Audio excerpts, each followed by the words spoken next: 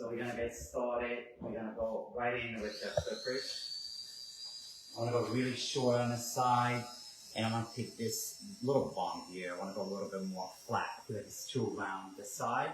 So I wanna set this part in a little bit. And definitely wanna take some of that weight in the back. So it's kind of like modern mohawk, sort of, but really short on this side, for sure. Now, I noticed that you prepped the hair with some product before you got to this stage.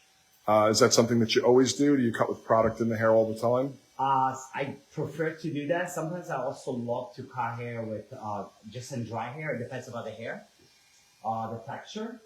I like, I definitely love to work with prep. I work with him with prep, and I use thickening spray to hold more the section. I think it works really, really well. Just I can see better. Sometimes when the hair, you get shampoo before, sometimes I feel like I get lost, like, hair's too wet. So I want to make sure I can see better when I use prep or tonic, whatever. Primer works best. What size blade is that you're working with? I start with 1.25. 1.5? 1.5. So I'm starting with that. I'm going to do both sides with that. And then I'm going to go ahead, start with number 2. As I say, I want to just kind of like, going like very, very shadow in the back here. So it's just kind of curving with the hairline? Exactly. Yeah. So 1.5, and then you'll blend into the rest. You said you're going to kind of flatten out a lot of that weight. Yes, I definitely want to flatten this spot out. Yeah. So I'm moving to the other side. There should go this way. So sometimes people can have a challenge choosing the right size blade. How did you know the 1.5 was going to be the right size? I feel like you want to go pretty short. So I think that's a good start. I always recommend to start with like number 2, or it depends about your machine you're using. It's your option. The way we talk, and I feel like he's comfortable going shorter, so I decide to go 1.5 short. So.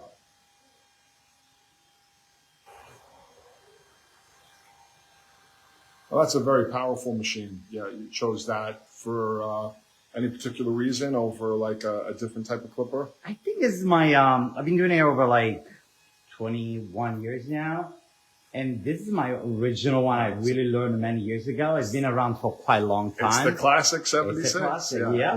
It's a monster, isn't it? Yeah. And I love it. I'm no problem to work with something else, but actually this is my baby, so. Within the Bumble and Bumble training, is there a big focus on men's haircutting? Being a Bumble, yes, we definitely here at Bumble, we definitely have a big male clientele for sure. And especially back in, switch to number 2. Like 6-7 years ago, we really increased so much more the men barbering at Bumble, thanks to Victor, one of our BNB, he's from Vancouver. Probably you guys know about him. And he really really knocked it down and really help us out how to work with barbering. And thanks to him, he really helped us out a lot to improve that. Anyway, so I'm going to a number 2 now. And just go back in. So if you're just joining us, we're here at the legendary Bumble and Bumble Salon, the Uptown, the original location, where this kind of brand really started. Incredible salon, one of the most respected in New York, trained literally hundreds, if not thousands of hairdressers over the years here. Roberto's been working here since the mid-2000s. So he's kind of a fixture here at the salon. Tell us a little bit about your history here with Bumble. I started work at Bumble back in 2004. I started as an assistant, go through my program for 2.5 years, and I made it through. 2007, 2006 actually, I got on the floor, and I was get trained to be an educator as well at the Bumble and Bumble downtown location. So I've been here since 2004. It's a lot of history. A lot of history. I saw so many amazing people here. We still have so many amazing people. But Bumble, it's an amazing place. It's a really good home to be. So I'm switching to now just 3.5. So just 1.5 to 2 to 3.5, just a nice very simple. Basic. Yeah. Okay. This is a classic. I love that. This machine is just so easy. So what I'm gonna do now is just kind of like. So this is where we should see it start to flatten, huh? It's gonna kind of flatten that weight out. Yes, it's gonna blend automatically in, but also I'm gonna go in with my scissors. So you can see I'm just going to slide it. I don't go too high. I don't want to build too high.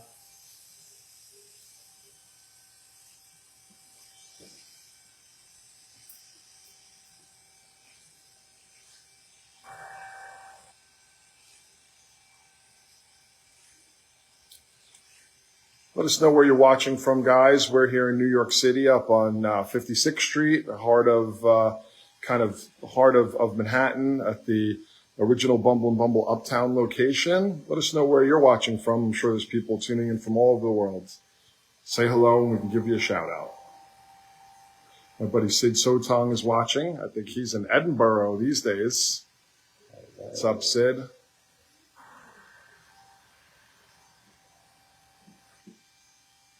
So it seems like that kind of movement with the wrist is really important here. We've got this kind of like rocking motion. Yeah, I'm kind of like almost scooped out. You guys can see that. Andrew Smith watching from the UK. Cara is watching from Ottawa up in Canada. Riz Card is watching from Chicago. Good to have you here, guys. We are here with Roberto Cuso, my paisan from Salerno. And so I am moving in with my scissors. And what I'm going to do is just go in right in and scoop that out a little bit. Why the change from the clipper to the scissor? I feel like I want to blend it in better. It would just work. I have more control over that. Some more fine detail. Yes. So the clipper it's almost a detail. Mm-hmm.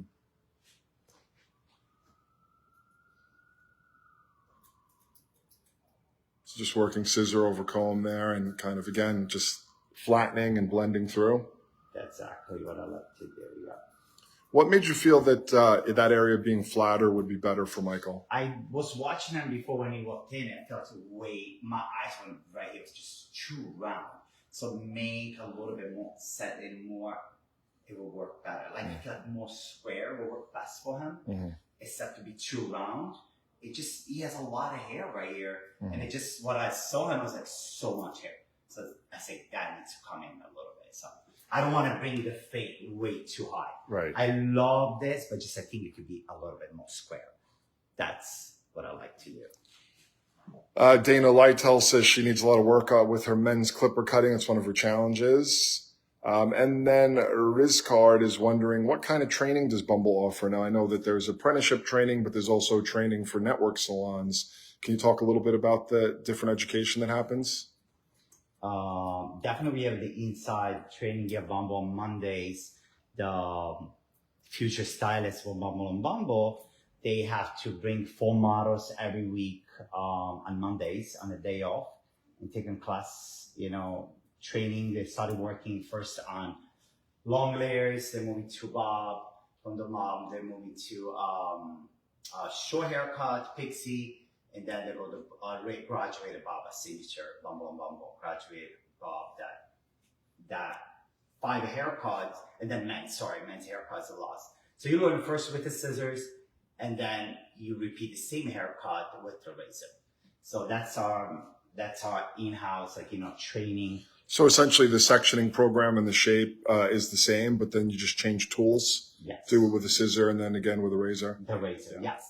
Technically learn our section, our technique, and then that's the in-house what we're doing, where we training our future stylists for Bumble.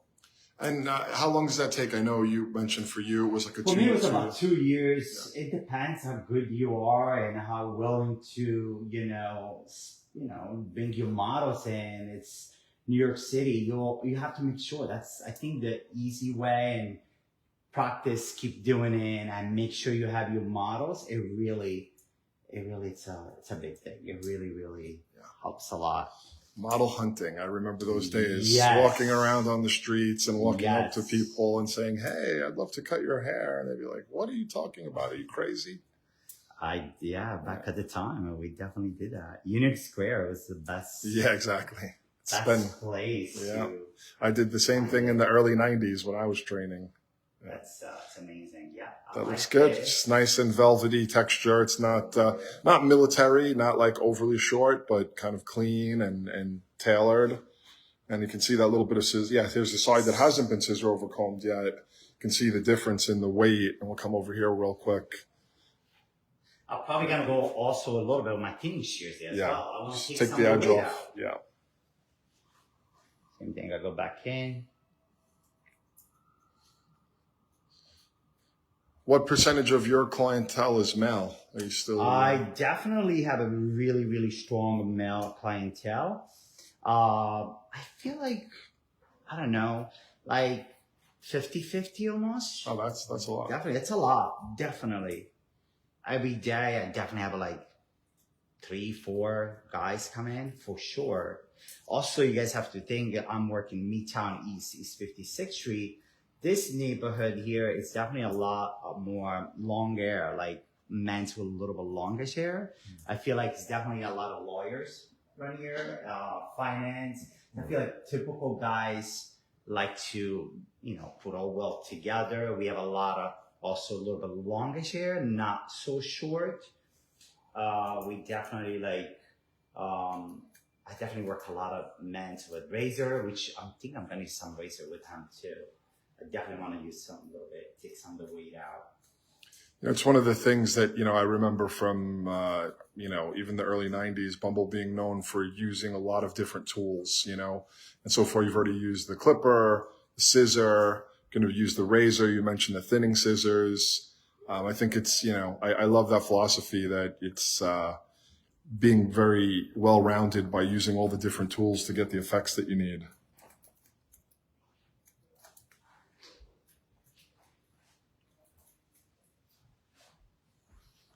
And even the product is a tool, right? You started off with your prep and your thickening spray to prepare the hair. Love thickening spray to cause, especially straight hair. Thickening spray is an amazing product to work with. I feel like it just gives an extra grip. Like his hair is, even when, it's just so straight, so silk, so hard to hold it. So I feel like thickening spray just gives that little extra grip. So I could definitely work with that. So you can kind of use that and not need to use a clip to That's exactly what I love to do. So I'm switching to the thinning shears a bit. You guys can see it. Just want to just go in a little bit here and just take a little bit more of that weight.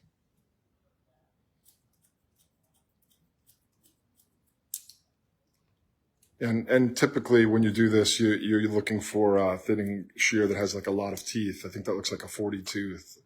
You're not looking to kind of make a chunk in there. You're looking to make it more seamless. Yeah, I don't want that. I just want to blend it in. Mm-hmm. And I'm very happy what I see. It was just true. It just kind of, you guys can see it just sits in better. Takes the pokiness off and And definitely, guys, you can see I'm move his head a lot because I want to make sure I could get in. I don't want to force. I just want to also look at the way the hair grows. I don't want to go against you. Just little, little details. Just pay attention.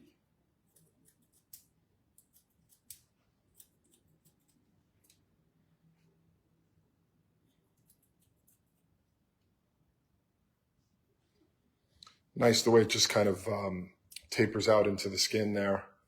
I would imagine you're probably not going to put a hard line or anything on the hairline. Just keep it very natural. I was just going to go in and scoop it up. I'll show you in a few seconds. I'm going to move to the other side.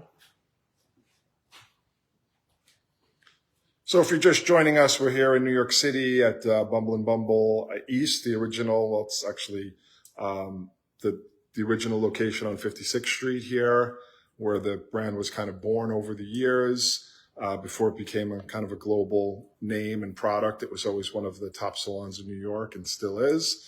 This is a special floor where they do training for the assistants and for different friends of the company. So we're kind of up here with Roberto, who is one of the master stylists here since the early 2000s. And this is his model, Michael. Say hi, Michael. Hello. Michael's getting a nice, a transformation. When hair is already short, it's the little details that make it different. Taking that weight away from behind the ear, making it flatter. And I think that that's something that sometimes it gets lost in the sauce. We just kind of think, oh, it's short hair, just get it done. But the little details are what make the difference. So putting on those kind of last touches on the shorter areas using the thinning scissor. As you can see, I'm so much happy Yeah, flatter. with that. Leaner and flatter and squarer through the So I'm top. gonna go, before I move to the top of the section, just gonna go ahead and kind of clean it up. I'm not gonna put any strong line here. I'm just gonna go home underneath. You guys can see it. Stop right there. I like the fact it grows in naturally. If I go really strong, I feel like it needs clean up like in a week. Doing this way, it just works much better. Yeah, it's something that I think sometimes people have a hard time kind of grasping, but when that's more natural, it grows in better, 100%. When it's really harsh, it might look good for a couple of days, but then by the fourth day, you have a problem. But if it's natural, it'll just keep growing in for the next few weeks.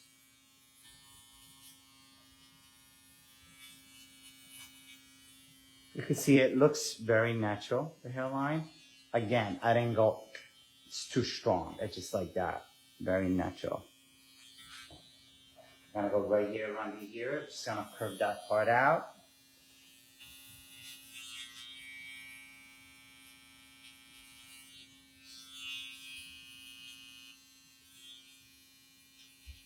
I'm using a different type, more of a trimmer for this with kind of extended corners on the blade. Makes it a little bit easier to do. Yeah, it's my new baby. I have it for a few months. I love it. Baby Bliss. It's amazing. I'm really advertise them. They're really good. Yeah. So again, the hair was prepared using prep, which is a primer that kind of gets the moisture balance in the hair, makes it more kind of workable, less of that freshly clean, bouncy hair. And then some of the thickening spray, which allowed Roberto to easily section the hair and control it, and even begins kind of the styling process while you're cutting. Yeah, actually now, as you can see it, I sort of like a modern mohawk, like you guys can see that. I mean, I didn't want to mess up this yet. What I'm gonna do, I want to keep this length. I want to take just the weight out.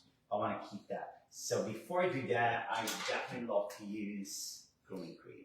The classic. My classic grooming cream, definitely.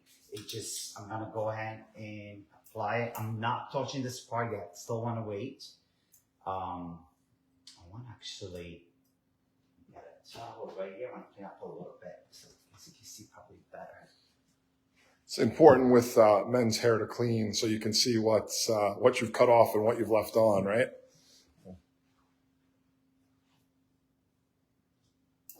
It's great. So I'm working with my razor. And what I'm going to do is just section. I want to take the weight out. I want to keep the lead. I'm just going to take the weight out.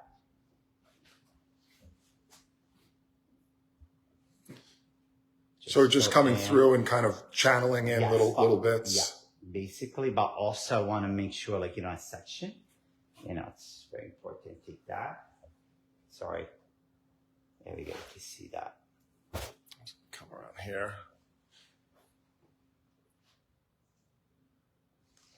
So really just working with the tip of the blade? Basically, yes. And take some of the weight out. Again, I do want to keep the length.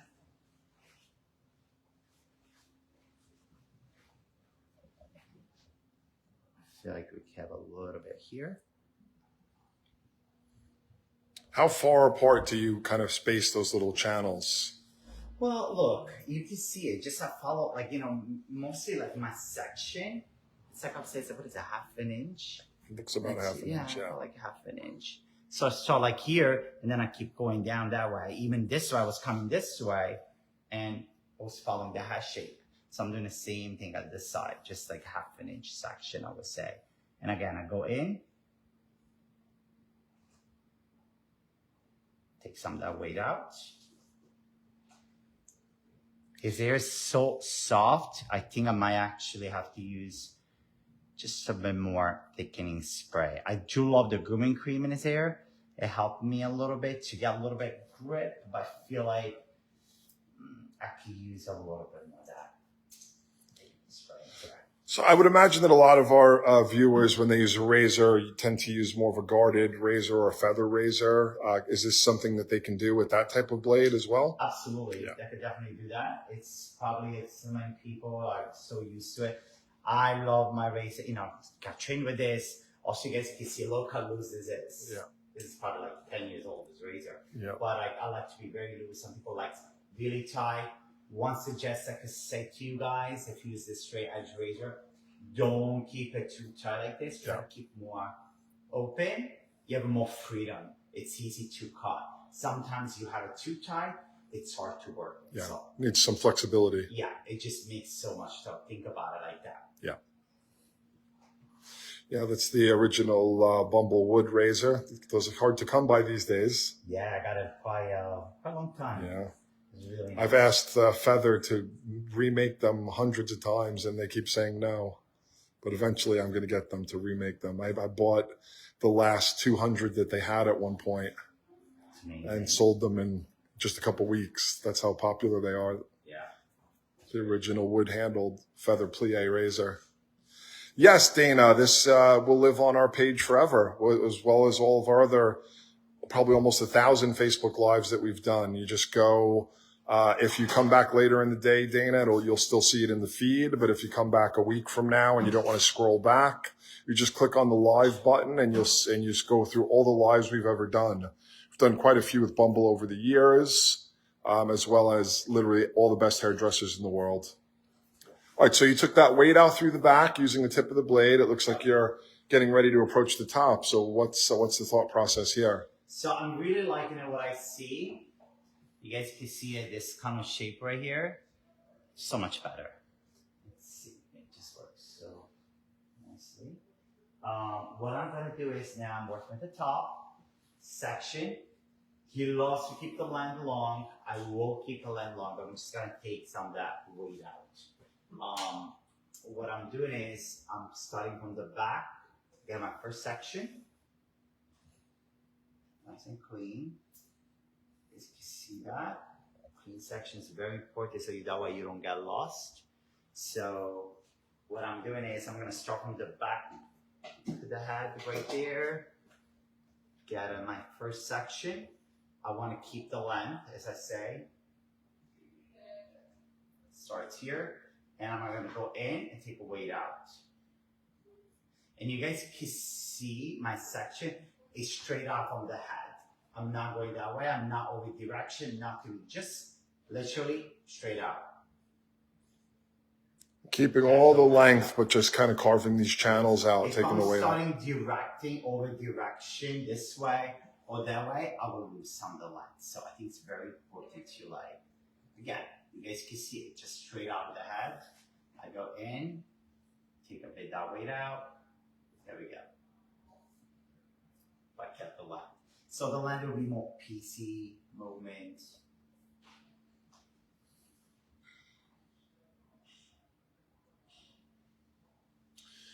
When you first came to the States, were you already a hairdresser in Italy, or Father's a barber? Father's a barber? Yeah.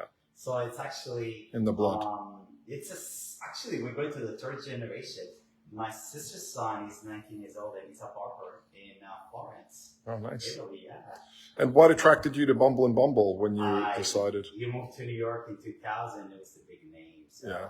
you want to work at Bumble. Yeah. For sure, the razor and the style is just amazing. So definitely, and you hear about it. All the models, Fashion Week. It's just the perfect place to be. I was very lucky I got hired. It's great.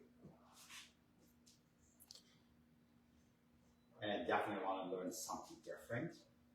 You know, the razor, I found it very, very interesting. So that really like attracted me a lot.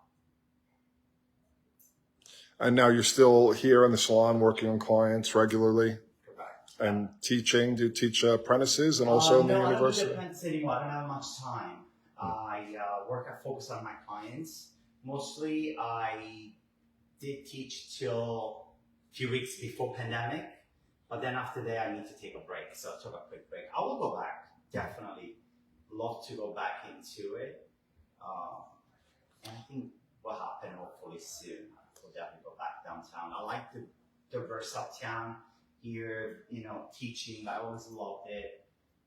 So that's great. If someone's watching from anywhere in the world and they have that dream of moving to New York to be a hairdresser, what would you tell them about coming to Bumble and Bumble and training and working? Absolutely. Yeah. Absolutely. Definitely. It's not easy. It's very hard. I just want to tell you, it's very, very hard. You have to work really hard for it. You have to believe in yourself and make it, but you could do it. Absolutely. It definitely is an amazing place to be. You'll make it. Just, you have to really willing to. It's not easy. As we talked about before, like, you know, find your own model and, you know, it's hard, but you'll do it. You make it happen. You know, we always used to say that, you know, that out there model hunting and learning how it just helps you be better as a stylist. I mean, if you can go out on the streets literally and find people's hair to cut, you'll never be hungry, you know, because you learn how to kind of promote yourself and to break the ice with someone. That's great. Yeah. I think, you know, some people, especially in today's day and age with social media, which obviously we're big fans of social media, but it doesn't take the place of walking up to someone and saying, hey, I'm a hairdresser. I love your hair. I'd love to cut your hair.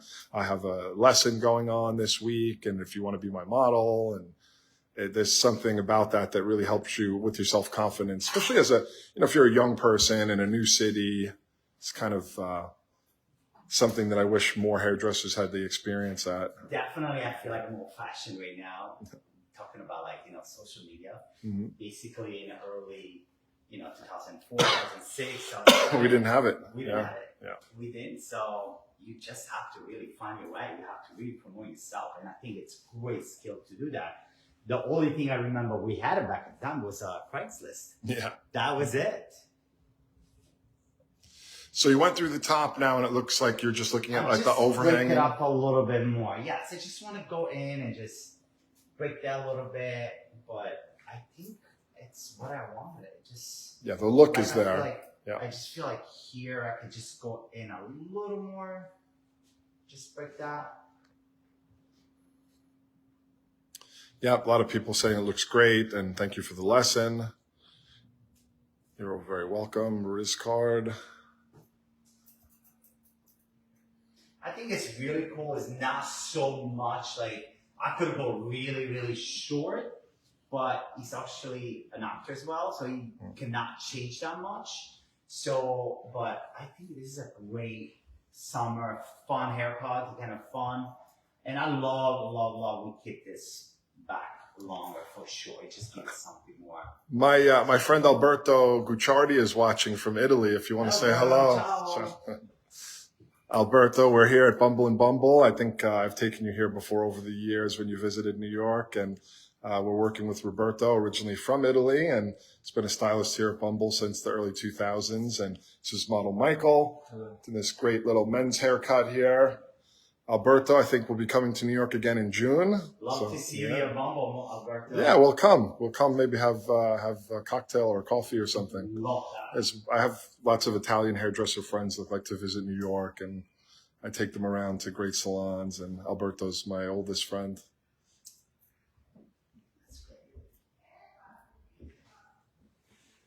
And again, back to the thinning scissor, just to do the little details. Just a little details. A lot of people say, "Oh, why do you thinning shears?" I think thinning shears is an amazing tool. A lot of people are very afraid to use it, but I think it's great. Yeah, it's all about the hairdresser, right? And knowing how to use the tool. I think, same thing. I mean, early on in my training, we were very restricted in what we used, and you could only use this and you couldn't use that. But then as I began to really understand hair, I realized that, hey, I should be able to use everything. I'm just point cutting. You can see just a little bit this length here in the front.